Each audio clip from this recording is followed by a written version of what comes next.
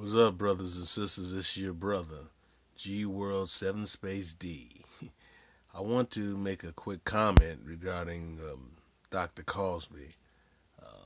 Well, a quick YouTube posting.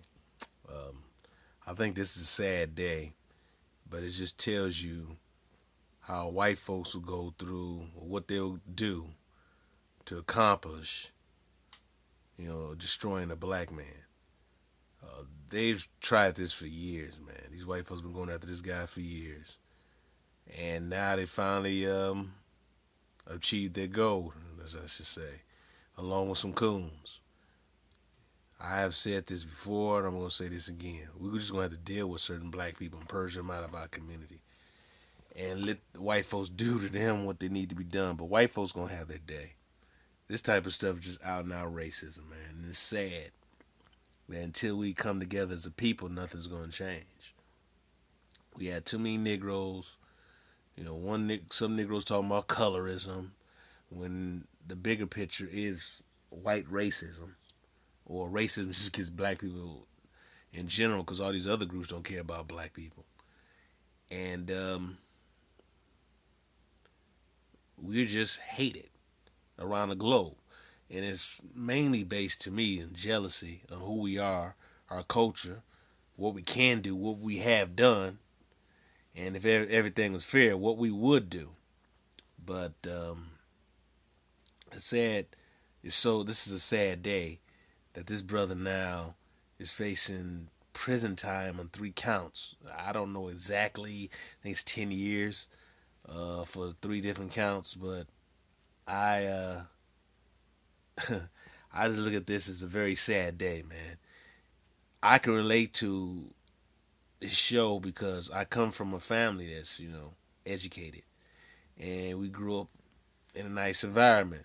So you had black people live like that. It was in my neighborhood like that. The fathers were there. It wasn't just like one or two families. Basically, all the fathers were here when I was growing up as a kid. In my neighborhood when I was growing up, all the fathers were there. It was like, and then the two homes, it was like two homes who didn't have the father. The parents divorced, but the father was still in the kid's life. So, and so to sit there and say that the black father wasn't there, he was there when I was coming up as a kid, and that wasn't that long ago. But that's the neighborhood I grew up in. So that's what I say. I tell people that how I can relate to certain things. I grew up in a home where we had a dishwasher. All right, we had a washer and a dryer. We had the color TV set, where the wire would come through the wall and the antenna on top of the house. Um, we had cable, you know. Um, so I just don't understand how certain blacks did not feel that lifestyle was true, which it is, among certain blacks. I really am angry at some of these black so-called entertainers. I believe that we as black folks collectively should find out who they are and boycott them and make them pay, because this man has given his money to these black universities. He's given millions of dollars to these black universities, historically colleges, and for these universities all of a sudden to take his name off of scholarships or buildings, and then they fall in the lead of these white folks. If it wasn't for people like Cosby, giving them money, these fools wouldn't be in existence. I don't think that, in my opinion, that if I had a child, I would not have them go to Spelman. If that dumbass school closes tomorrow, I'll be happy for all I'm concerned. Because when you do stuff like that, when someone gives you money, you should give them the benefit of the doubt. At least try to hit above them. Plus, the fact is, historically, white folks have done, particularly white women, damaging things. Lied on black men. Yeah. Obviously, you know about Rosewood. You know about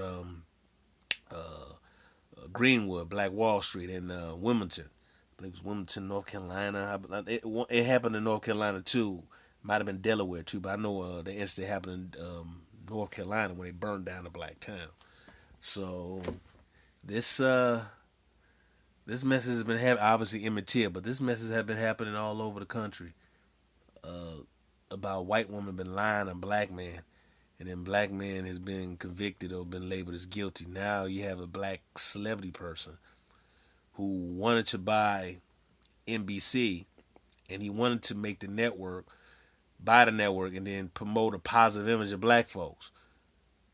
And then I guess Comcast ended up getting it, but then I guess that wasn't like, so we had to smear the man's name. So they ended up smearing his name and his legacy. His legacy was the show. NBC was, it was only three networks at the time. NBC was number three, literally. They had shows like Flamingo Road and all that type of stuff.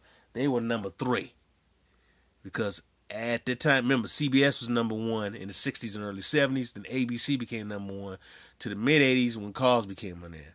You know, yeah, Cosby show, Thursday night, followed by Family Ties. I want to say Cheers, and then Night Court.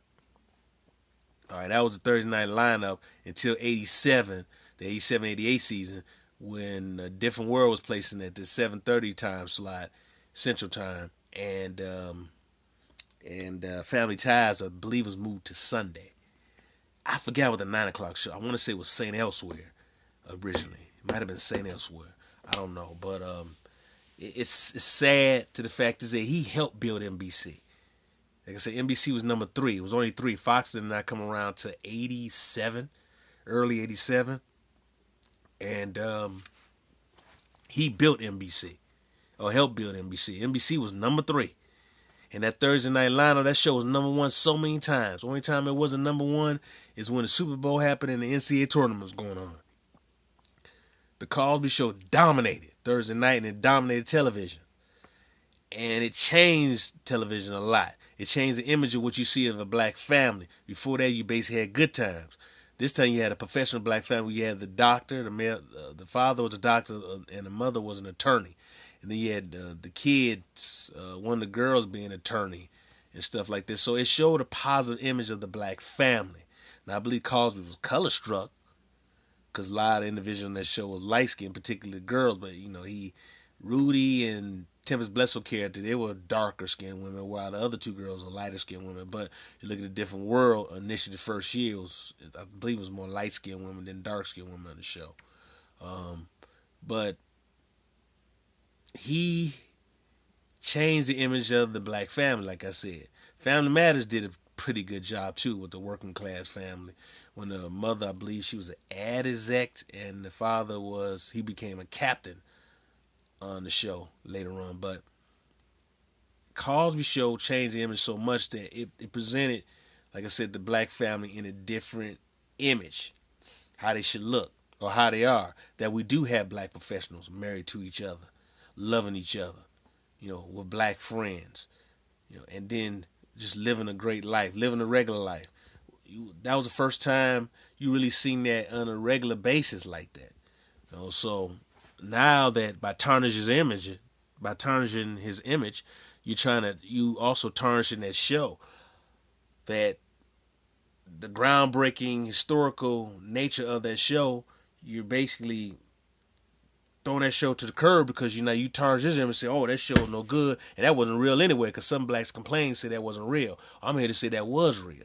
That lifestyle was real. All those type of black people with those professions were real, are real. They do exist. Now, every black person from the so-called hood. So that really bothered me. I remember when a lot of brothers and sisters, it was like a divide in a community. Is this true? Is this not true? It was true. My only problem with the show, they had, I thought they could address some more social issues, racial issues on the show. But other than all, the show was a good show.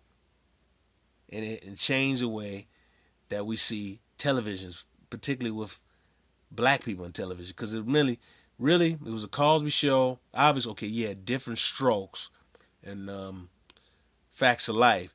But it's a Cosby show, and Miami Vice did a lot of change because they came out the same year. Miami Vice was Friday nights. I want to say that was 9 o'clock Friday nights. But it was a Cosby show, and Miami Vice changed a lot of the images that you've seen of black people, particularly of black men. Show black men more of a professional type nature instead of like James Evans, we in the hood. And I don't necessarily say I hate James Evans' character, but the fact is that that was a stereotypical character that Hollywood was willing to show more on a daily basis than compared to what you see with Bill Cosby and the images of Dr. Huxtable. So to me, this is a sad day. It just continues to confirm uh, what I think about white supremacy or just straight up white racism, as well as the white lackey racism, the people who follow white people, or these so-called other people of color who wants to be white so bad, want to get their honorary white status, want to get their little doggy bone, their little biscuits, that they'll do anything and everything to please white daddy. You had these coons, you had that stupid little light-skinned chick, the little mulatto chick, who went around posed naked and had, I guess, so-called victims' names on her, want Cosby to remind Cosby what he did wrong. No, what he did wrong was ever cast your dumb black ass on the show. That's what you did wrong, you little half breed. And that's part of the problem that we in the black community, we need to realize, number one, we need to start loving ourselves and start marrying ourselves. You cannot marry outside your race. Period. You niggas gotta stop that. Strength is in numbers.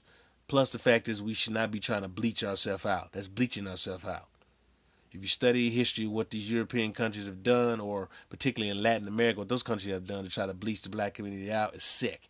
So I would not put I would not put anything aside of what these Europeans would do. I do not trust them. I do not care for them. I think they've done so many devilish things in this society, very dangerous things. And yet the fact is that if we do not praise them and love them, then they get all mad. We need to start loving ourselves. We need to stop worrying about what other people think of us and just think about what's best for black people. Be selfish in that end. Stop worrying about what the Caucasians feel about you and what they think. Really, don't pay them no attention. They're not really.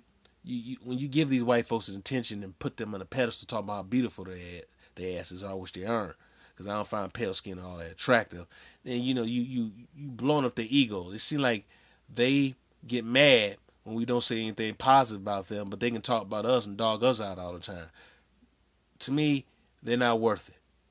They really aren't worth it. And the coon and the bed witch and the bed bugs aren't worth it.